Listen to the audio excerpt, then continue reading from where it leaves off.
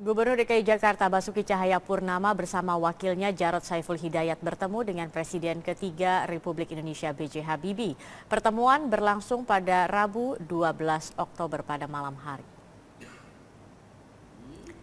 Menurut Ahok, pertemuannya dengan Habibie dalam rangka silaturahmi sebelum mantan Menristek di era Orde Baru ini pergi ke Jerman. Ahok menyatakan pada pertemuan ini dirinya dan Jarod hanya meminta nasihat mengenai pembangunan di Jakarta. Dalam kesempatan ini B.J. Habibie memberikan nasihat agar Ahok lebih banyak senyum dalam menangani masalah-masalah ibu kota. Ahok membantah dirinya dan Jarod juga membahas soal Pilkada DKI Jakarta yang pemungutan suaranya berlangsung pada Februari 2017 mendatang. Ahok mengunggah video dan foto-foto pertemuannya dengan ahli pesawat terbang itu di Instagram, Twitter, dan Facebooknya. Pada Instagramnya, Ahok mengunggah video yang memperlihatkan ia menerima sejumlah buku dari Habibie. Selamat malam, meski telah memiliki juru bicara dalam tim pemenangannya, bakal calon DKI 1 Basuki Cahayapurnama akan tetap menanggapi langsung pertanyaan media. Para wartawan juga lebih senang jika Ahok yang langsung menjawab pertanyaan mereka. Dalam suasana wawancara doorstop, Gubernur DKI Jakarta Basuki Cahayapurnama di Balai Kota, salah satu wartawan bertanya perihal saran PDI Perjuangan agar Ahok memakai jasa juru bicara saat menyampaikan pernyataan ke publik. Menanggapi hal tersebut, Ahok justru kembali melontarkan pilihan kepada wartawan. Media pun sontak menjawab lebih memilih untuk Ahok menjawab langsung pertanyaan mereka. Selama ini Ahok memang dikenal sebagai pejabat publik yang senantiasa menanggapi pertanyaan media terkait isu politik maupun kebijakan Pemprov DKI Jakarta. Bahkan setiap hari sebelum memulai aktivitas kantor, Ahok selalu menyempatkan waktu di Balai Kota untuk menjawab pertanyaan media. Tayal Ahok kerap disebut sebagai media darling atau tokoh yang diikuti wartawan kemanapun ia pergi. Tanya sama kalian lebih suka juru bicara atau aku yang doorstop? Ya udah. Makanya aku tanya balik. Pak Sandiaga menantang Bapak untuk membuka dana yang sudah Bapak.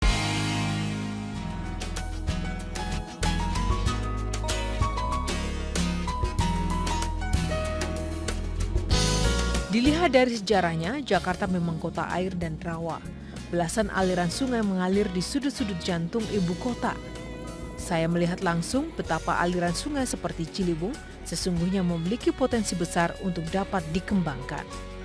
Ya pemirsa, dapat dilihat ini adalah salah satu sisi dari Sungai Ciliwung, tepatnya di daerah Pangadegan. Mungkin kita akan bisa menuju ke sana ya. Di kanan kiri saya ini sangat rindang sekali bagian dari wilayah di daerah Pangadegan ini. Sungai Ciliwung di sisi kanan saya ini masih ada pohon-pohon besar yang rindang begitu. Dan di sini sangat hijau sekali, artinya di sini memang sebenarnya kawasan Sungai Ciliwung yang tepatnya di wilayah tengah perkotaan di Pangadegan, Jakarta Selatan ini masih bisa sebenarnya dimanfaatkan untuk berbagai macam hal seperti mungkin kawasan-kawasan penghijauan atau kawasan wisata lainnya.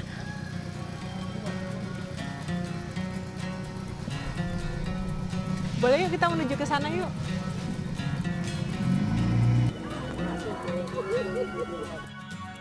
Perubahan wajah Sungai Ciliwung ini menjadi salah satu contoh jelas, bahkan bukan hal yang mustahil untuk menjadikan wajah sungai-sungai di Jakarta kembali bersinar, bersih, sehat, indah, dan rapi.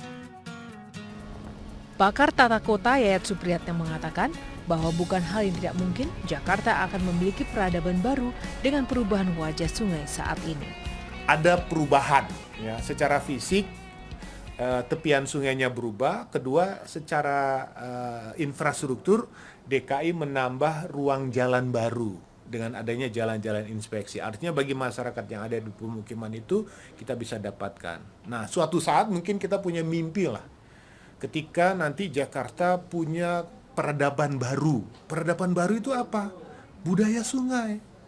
Nanti suatu saat kalau sungainya bersih, airnya bagus, kita bayangkan akan ada festival air, akan ada budaya kehidupan baru yang lebih baik.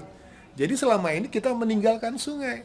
Sekarang kita harus kembali melihat sungai adalah bagian dari kehidupan Jakarta yang selama ini sudah kita abaikan. Jadi ibaratnya menata Ciliwung adalah struktur yang membangun kultur. Sudah lama orang tidak mau mendekati sungai karena dianggap sumber sampah. Ingat, Masalah Sungai Ciliwung itu bukan hanya persoalan banjir, limbah manusia, dan semua limbah masuk ke situ. Kualitas airnya itu sudah sangat buruk. Dulu ada yang mengatakan bahwa jangankan untuk manusia, untuk menyiram tanaman aja air Sungai Ciliwung itu jadi recommended. Artinya orang bercerita sungai, ada cerita tentang kesedihan, cerita tentang kerusakan. Kita tidak pernah cerita bahwa kita punya bangga. Karena riwayat sungai di Jakarta di masa lalu adalah bagian dari kehidupan masyarakat. Ketika jalan belum ada, sungailah menjadi pilihan. Semangat membangun Sungai Jakarta rupanya juga memotivasi anggota pasukan oranye menjadi garda terdepan melakukan perubahan kehidupan sungai di ibu kota. Bahkan karena kecintaannya terhadap sungai, salah satu warga Ciliwung bernama Gary ini bergabung menjadi pasukan oranye khusus kebersihan sungai.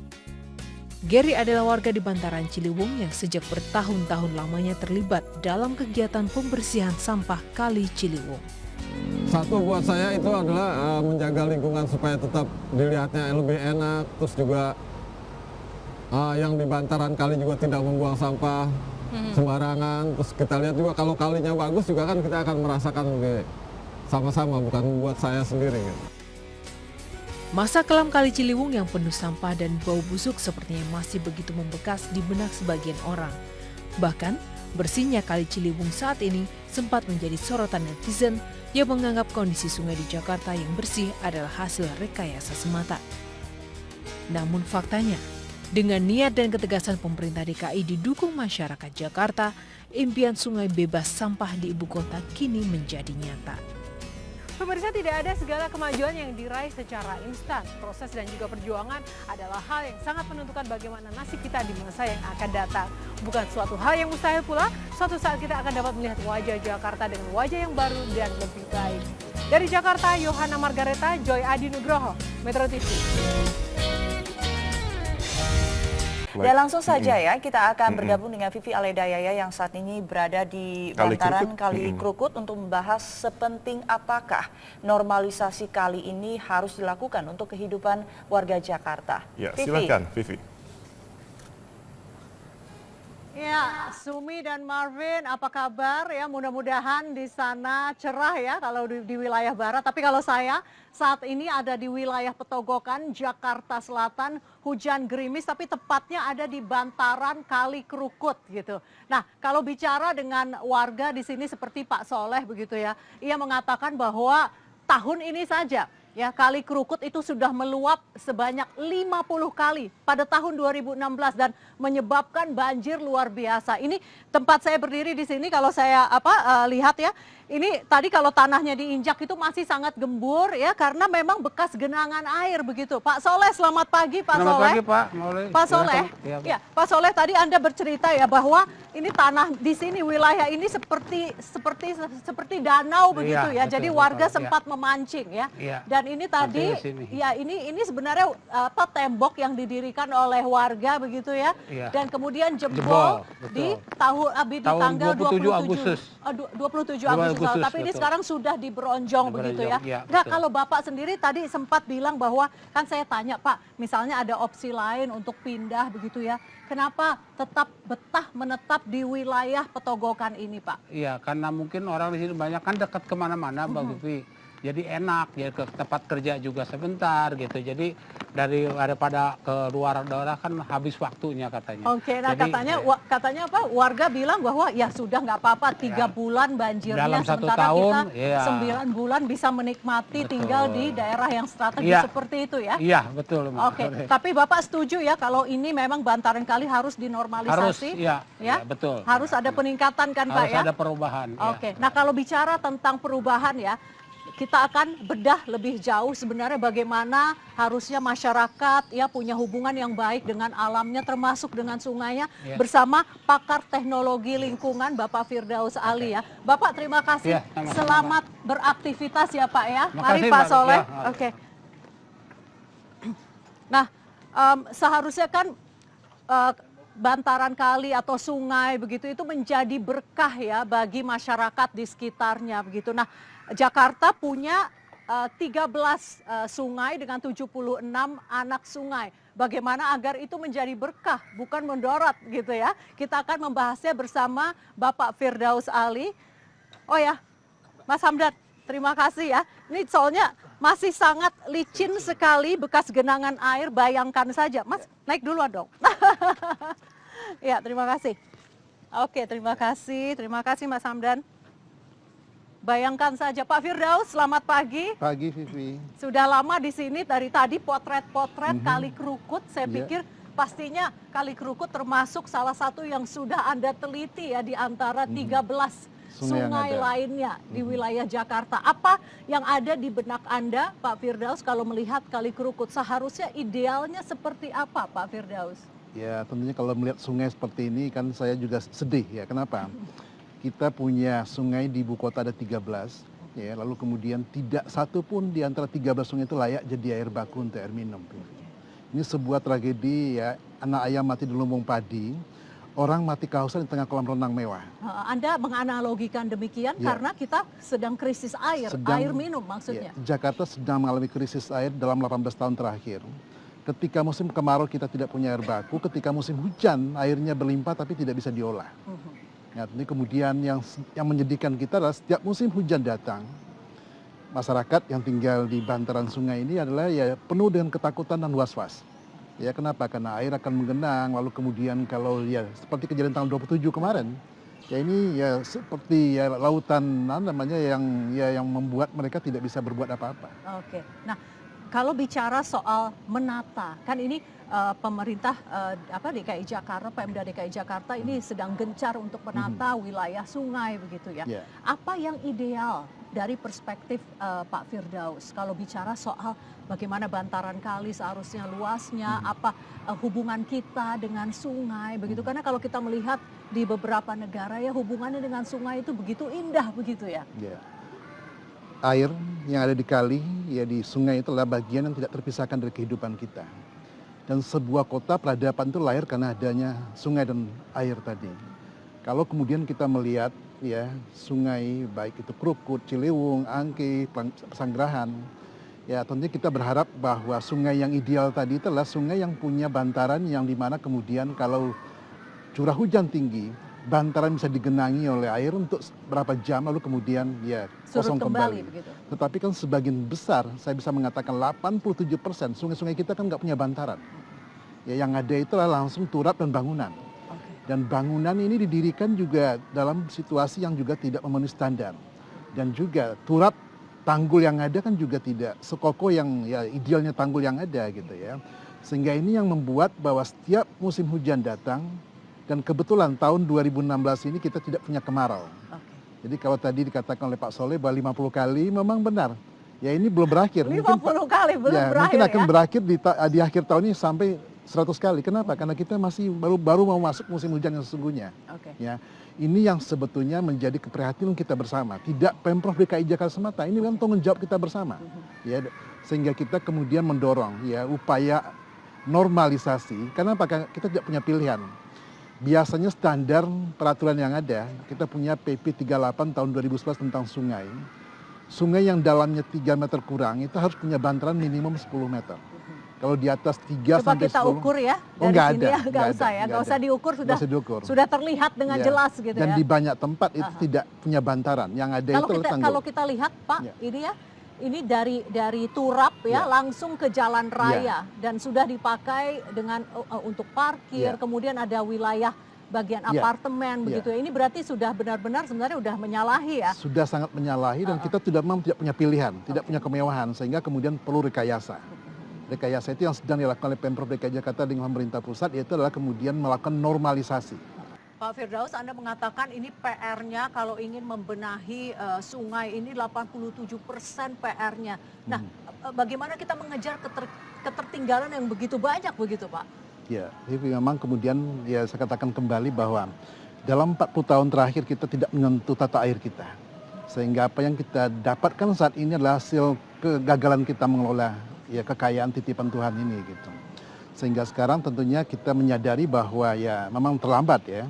Tapi dibandingin sama sekali tidak melakukan apa-apa kan kasihan masyarakat ya.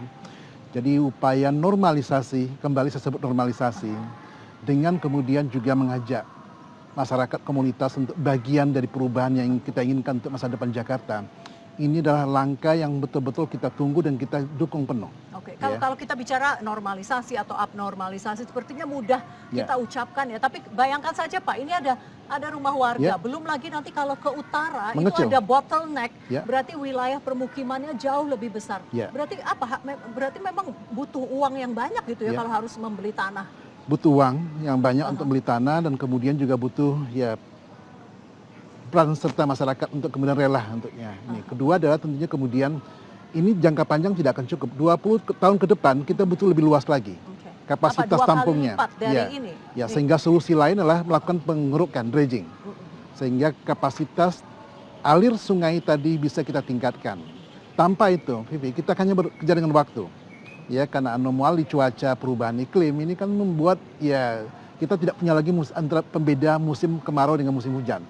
Nah, makanya kan tahun ini surprise ya bahwa bulan Juni, Juli, Agustus kita mengalami banjir berulang di ibu kota gitu. Sehingga ini yang kemudian menjadi gerakan kita bersama.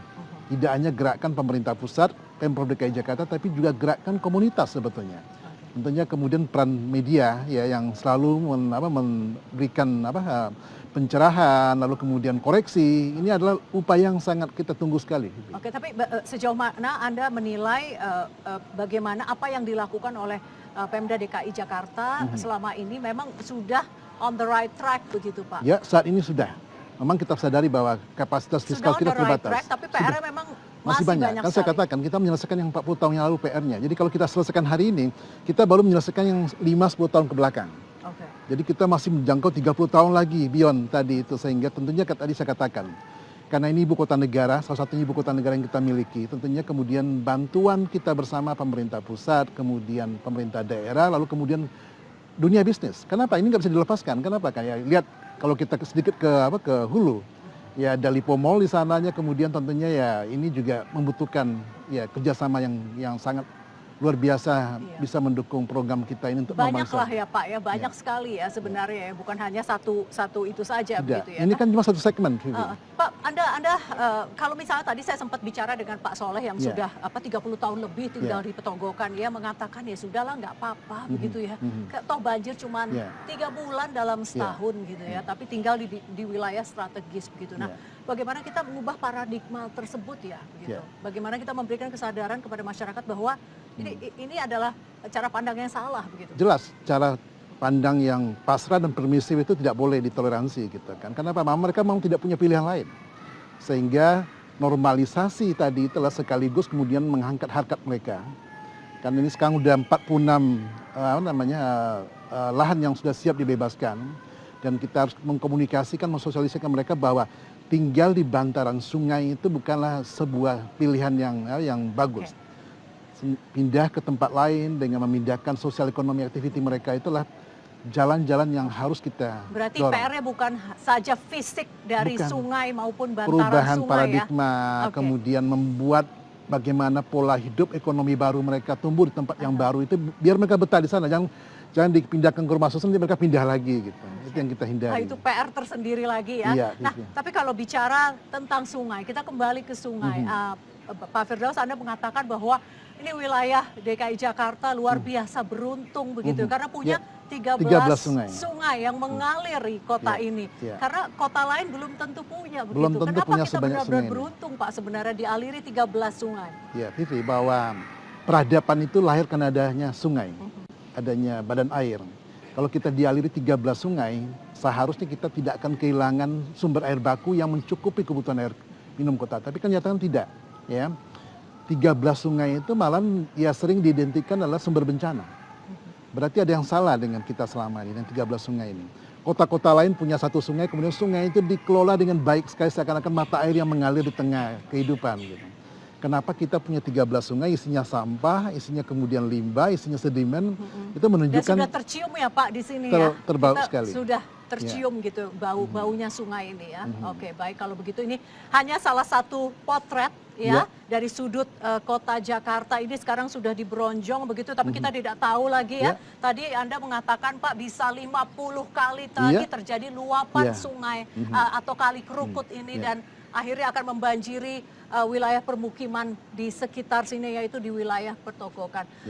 Bapak Firdaus Ali, terima kasih telah berbagi di Selamat Pagi Indonesia yang kali ini langsung dari bantaran Kali Kerukut ya Pak ya.